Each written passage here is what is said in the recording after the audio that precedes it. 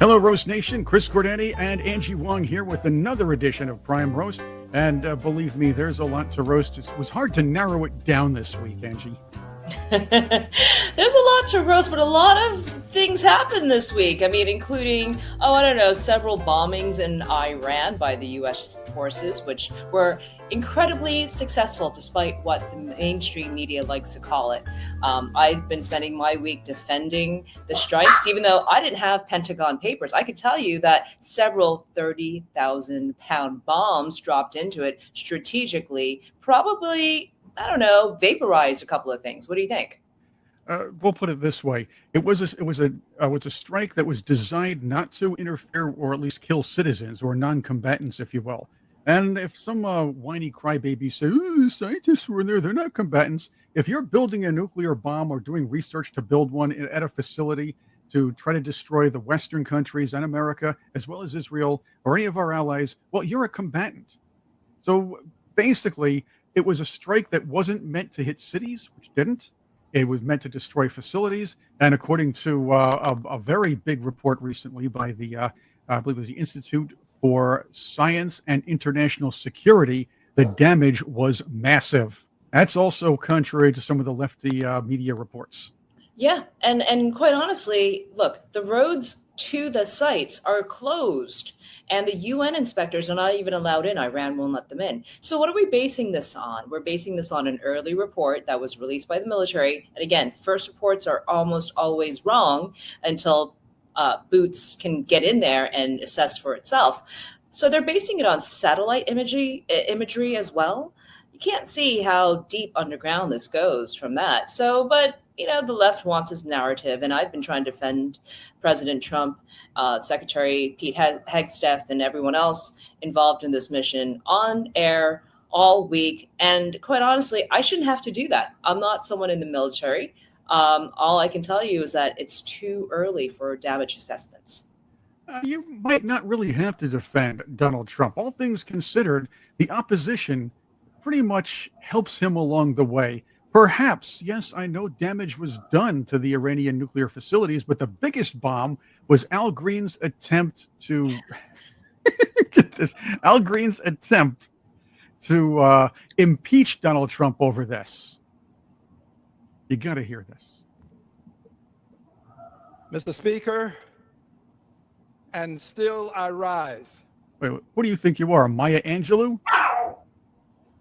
My dogs agree. Today, in the name of government of the people, by the people, for the people. I rise today because our country is nearing a moment of decision. I rise because we are at the intersection of democracy and autocracy. So he's learning some new words, so he wants to use them right off the bat. That's what it sounds like. It does sound that way. He's practicing. This is the opposite of "let's stay together." Houston, how did you vote in this guy? I don't know. I rise to announce that at this moment in time, I have filed HRES 537. Oh, gosh. HRES 537 is a privileged resolution. HRES 537 has been filed.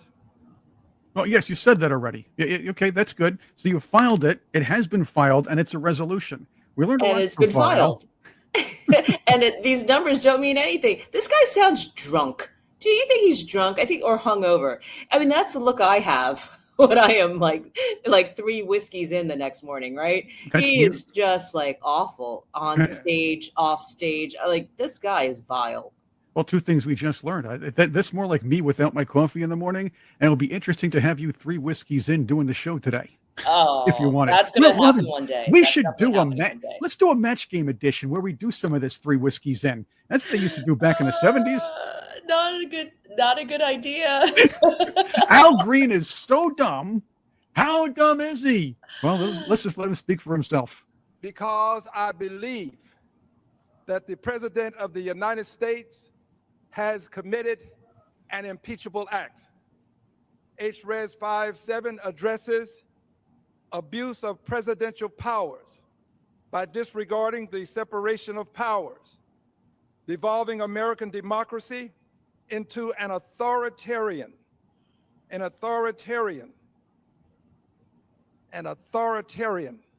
think he wrote this all by himself. All right, he's drunk. I mean, does he not know that he's saying it multiple times? Like, he is definitely not of the mind. Is that the right term? He's just not all there, this guy.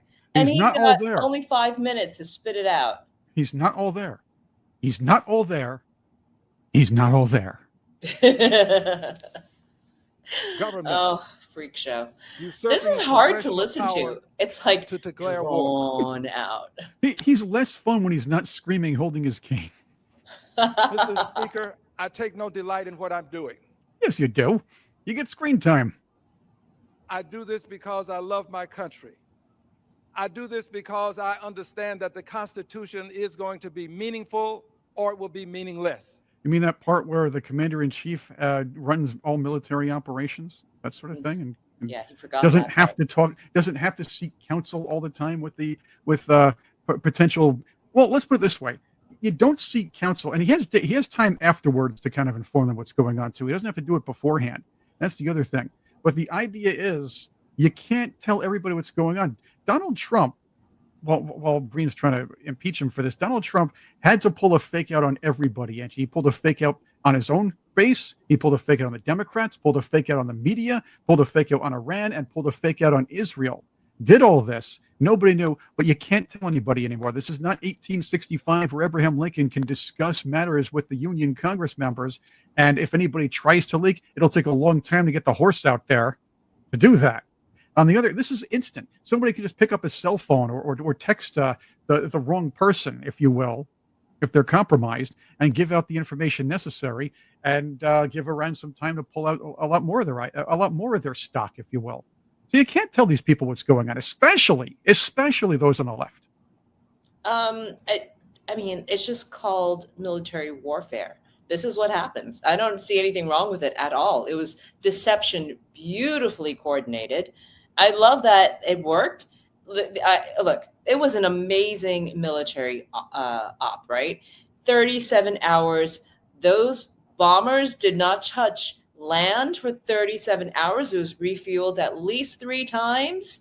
I mean, this is insane. It left Missouri, went over to Iran, did its job, and you turned right back. I mean, how crazy is this? It is absolutely nuts. All they had were microwaves on board for food. I'm like, and two people manning each plane. I'm like, what? This is wild. This is Top Gun right here. By the way, is it not, Chris? Top Gun Maverick? Didn't Tom Cruise do exactly this mission? Tell me. Well, he had to go 9 or 10 G's uphill at one point, and I'm sure I was surprised none of those guys imploded, but that's another story for another day. A movie's a movie. But I get what you're saying. This is that kind. It was that kind of secret mission, and it was very important. We get that. Let's hear a little more from Al, because the man just cracks me up. I do it because I understand that the President of the United States of America has a duty to consult Congress before taking this country to war. I do it because no one person should have the power to take over 300 million people to war without consulting with the Congress of the United States of America. Of course, the president really can't declare war, so that's not happening. America. I do this because if I do not, this authority. All right, dude, I can't do this anymore. Okay, he announces he wants to impeach the president. By the way, the man tries to talk like Martin Luther King Jr., but he's not Martin Luther King Jr. He's not even Al Green, the singer.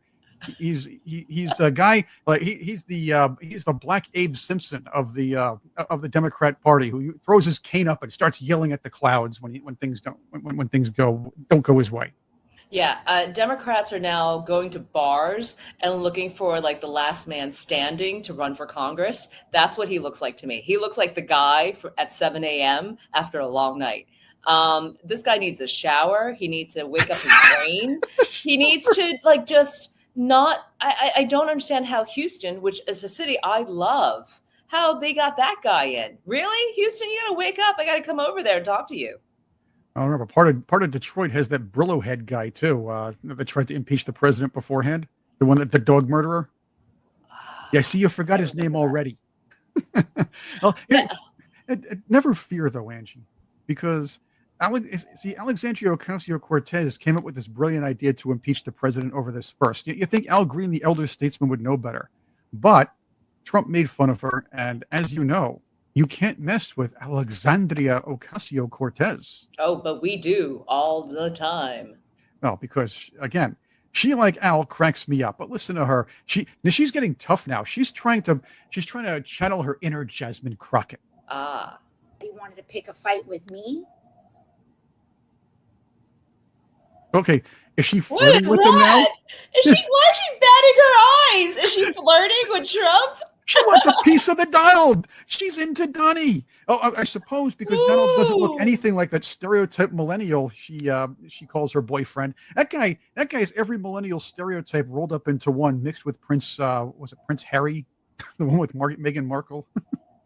What is going on? Why is she like? Is that her acting tough? Look, she's a girl from Queens. I'm sorry, the Bronx. no, supposedly, even though no, it was no, more no. Westchester. Westchester. Yeah. Yeah. Okay. She's Okay. as posh as Jasmine. This is what happens when tri-state girls try to act tough, right? They like, Yeah, you're from Queens, aren't you? I'm from Queens. No, we throw it. This is not throwing it. This is smiling at the camera. If this is tough, I'm sorry, the commander in chief probably could shut off your lights as you're speaking right now. Like he's got that kind of level who could just shut it down. She's hysterical. I love that she's even thinking about running for president. You know how happy that makes me? Because I like you, Chris. I listen to voices. I listen to tonations. She sounds like Betty Boop, right? So like every time she speaks, I think of this character and I go, it can't just be me thinking she's like some like dimwit with a really high pitched voice. And it's like, I can't take her seriously on anything she says. She could be reading the Holy Bible back to me. And I can't take her seriously. Again, nobody really takes this woman seriously, although some think she reflects the Democrat Party. A lot of Democrats think this, and that's scary for them. And I will get to her potential vice presidential running mate very soon, because that will be my prediction. I'll get there in a little bit, but let's hear more of the AOC. Little old me. And he's going to lose that. So maybe don't send our country into war when the vast majority of Americans, Republican, Democrat, and Independent, don't want us randomly bombing countries because... See, this woman's an idiot. Randomly bombing countries. Do you know what randomly bombing countries is? Flying over willy-nilly, not having a target, and just dropping bombs in a city, which basically was what I believe Iran was doing or Israel was doing in that kind of respect. But again, that's another story for another day. This woman is ill-informed. And while it's funny, it's also rather scary that people follow this woman and think she's actually intelligent. Oh, well, it's the early messaging, Chris. We have to get at the early messaging in. That's why Pete Hegseth and Dan Raising Cane, General Raising Cane, were up today correcting this exact narrative, right? And they're just like, hey, here's video evidence. Here's what we've done. We don't have a full report yet, but you can't listen to AOC and you can't listen to the very first report. And they're purposely putting an 8 a.m. press conference together just to straighten out the narrative, because the left has picked on what AOC has said and others as fact. No, these are all weird opinions on TikTok, no less. You're getting your news from TikTok? Ooh. Well, she's like those TikTok randos that you keep watching it. Democrats keep putting up saying, oh, listen, this is facts, truth, and all this other stuff with some rando driving around and screeching about something. Let's hear a little more. And then we go to the probably even worse news out of the Democrat Party. You're in some type of mood. They're not even briefing Congress. Congress was supposed to have a classified briefing today. Look at this AOC for president. And they canceled it last minute. It's giving scrambling. It's giving disorganized. It's giving they are having problems behind the scenes. Can I ask you a question? why does she keep asking questions? It always sounds like she's asking us a question, even though she's trying to be firm and tell us what's going on and not to mess with her. Why she asked? Because she doesn't know any answers, right? So she's going to put it in the form of a question mark, which, by the way, I learned from Tucker. That's how he does it, and other newscasters, right? If they can't confirm anything, they put it in a question so that it seeds your mind as to, oh, that could be fact. It's a weird trick, but yes. Look, she did get a little more clever. She has brushed her hair now. That's good. Yes. 100 strokes each side, just like Marcia. Yeah, I think, she's very crafty. Here's the thing, and we'll talk about this later on in the show. She's able to get the young crowd. This is what the young crowd looks like. And I think that is the embodiment of her machine in New York. And it worked very, very well, Chris, during the mayoral primaries just recently. Yeah, these kids, they don't know from nothing. These kids with their Dave Clark 5 loud music and Bobby Sherman music and Atari games and Pong and all that other stuff and Space Invaders. Yeah, I mean, they're all paying attention to that stuff. And that's where we get candidates like this one here, who actually won the New York City mayoral Democratic primary. Again, he didn't have much to go against because Brad Lander is a moron. Scott Stringer is a milquetoast, a whiny crybaby anyway, and he proved that last time he ran. And Andrew Cuomo is, well, his political career was over to begin with. And he didn't knock on doors like Zoran Mamdani did. And that's another thing. He knocked on doors. He went grassroots on this, but he also promised people candy and cookies and all these pie in the sky ideas like government owned stores. Oh, and rent-free. Don't forget, rent-free. Like now New Yorkers will be rent-free. Maybe I'll move to New York so it could be rent-free. They're doing rent freezes. He wants rent freezes, and he also wants free bus service. We have free bus service, pretty much. I mean, it's not hard to apply for that. All the stuff that he's talking about, his base is very, very targeted. I mean, it's marketing, ultimately, right? He's going into the public housing, right, with a captain of the building, and he's promising free rent. What do you think they're going to go for? He's going into districts where the majority of the households are single parents. So of course he's like catering to this base. But then again, he's it's the AOC machine, as I say in New York.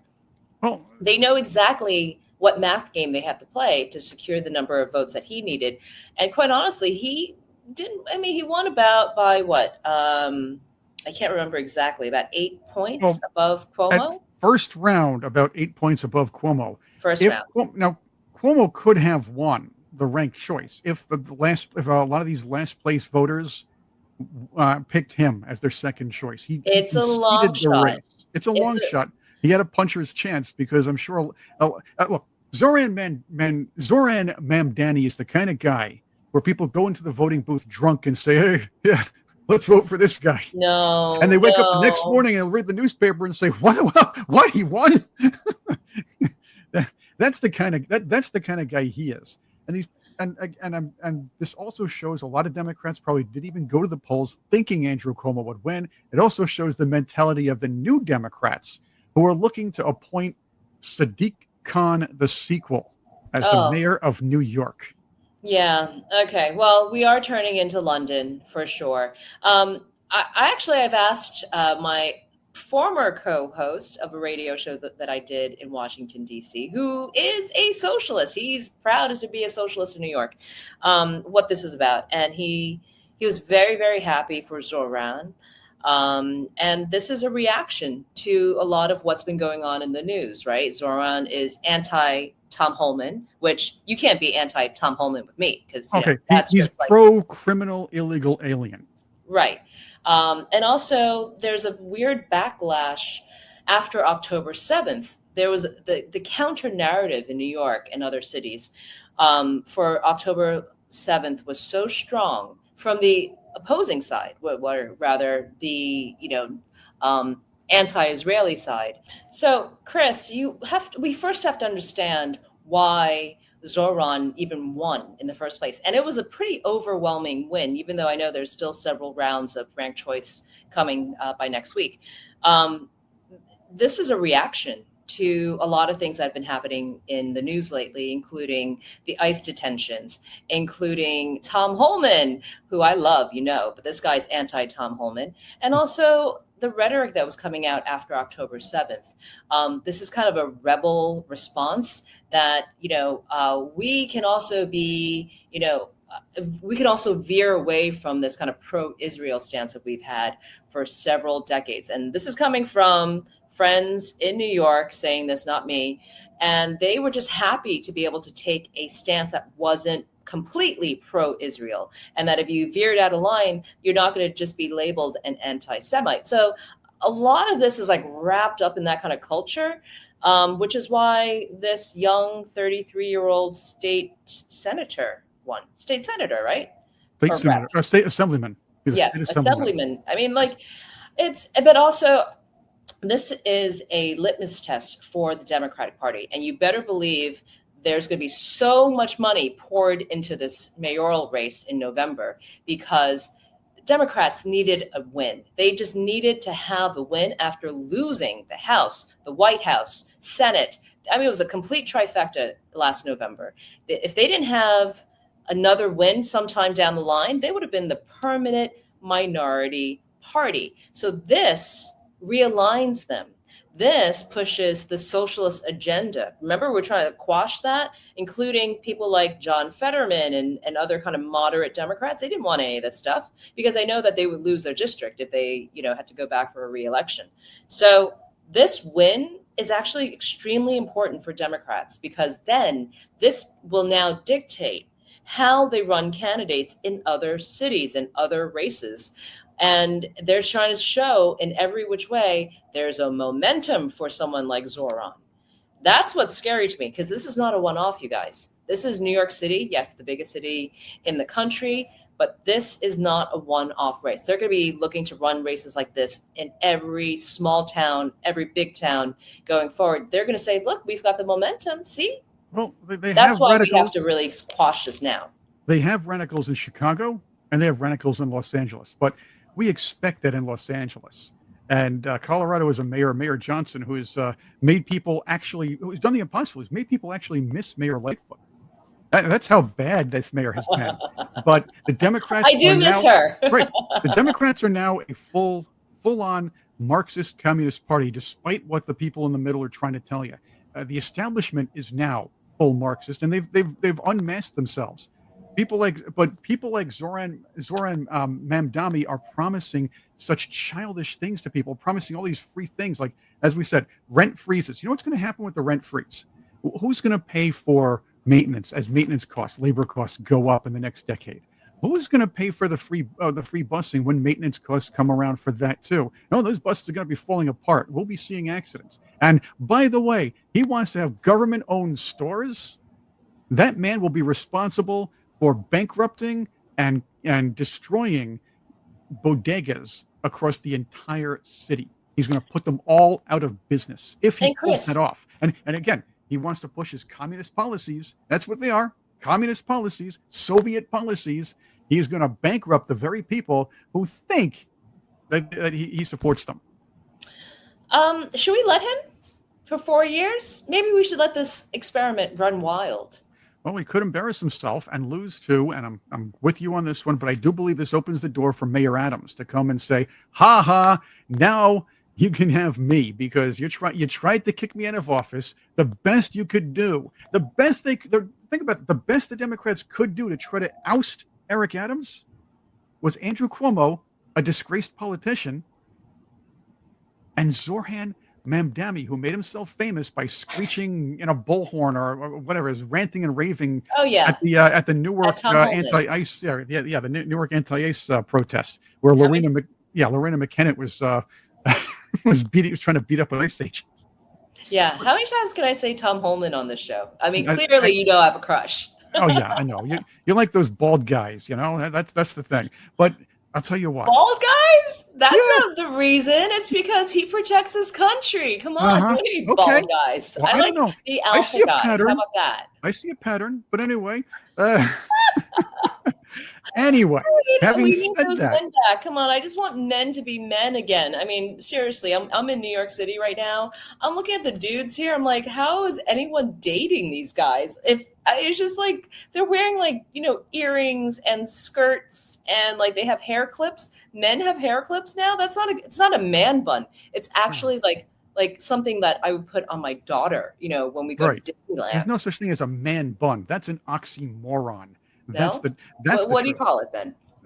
What do you call it when you tie your hair back and it's like, I call it cool. fun? That's a ponytail. Men have ponytails. That's Girls- fine, but not a man bun. Girls wear buns, and again, they're not man buns. Was it Violet from Violet from the Peanuts comics? She had a bun. Did Linus have a bun? No. No. See, when Linus got She had older, a ponytail, no? no, she had Violet had the bun. It was up. Now the other one, I don't know what Lucy's haircut was, but when they became teenagers, I'm pretty sure Linus had a ponytail. He'd never put his hair in a bun. Of course, they were also teenagers, most likely during the 60s. But that's Right. another story for another day. You have one Okay. more thing for you, and Yes. there is one good thing for Zoran Mamdani's campaign right now, and here it is. It is Tish James has his back, and she gave him a ringing endorsement. So that settles it. He kept focused on his message. He wasn't concerned about the money. She seems so angry either way. She should be happy that they erected a statue of her in Times Square. Is this Zoran? I'm going to keep calling him Zoran because I just love saying that name. Is this like a problem for New York, Chris? Or it seems like it's opened up the doors for people like Letitia James and AOC and Bernie Sanders to kind of do their little victory dance. I see it's really divided on this side. I'm here on the ground in New York right now. Every one of my friends have texted me in the last couple of hours asking me to do something. I'm like, well, I can't vote in New York. There's plenty of people running the show here.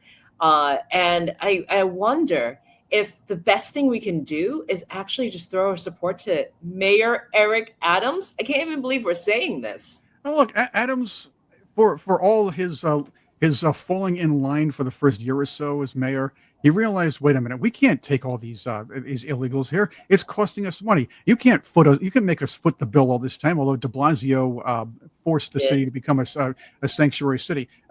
Abrams can also say, hey, no longer are we a sanctuary city. That's it. Get them out of here.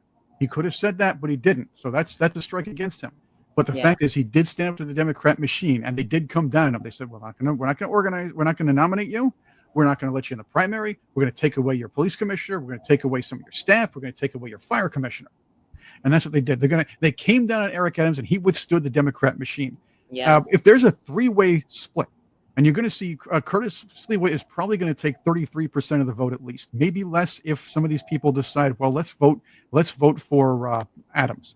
There could be a way where either, since it's a three-person race, you could see Mamdani only getting 30% of the overall vote, where people wake up, and you could see Adams or Sliwa sneak into the victory.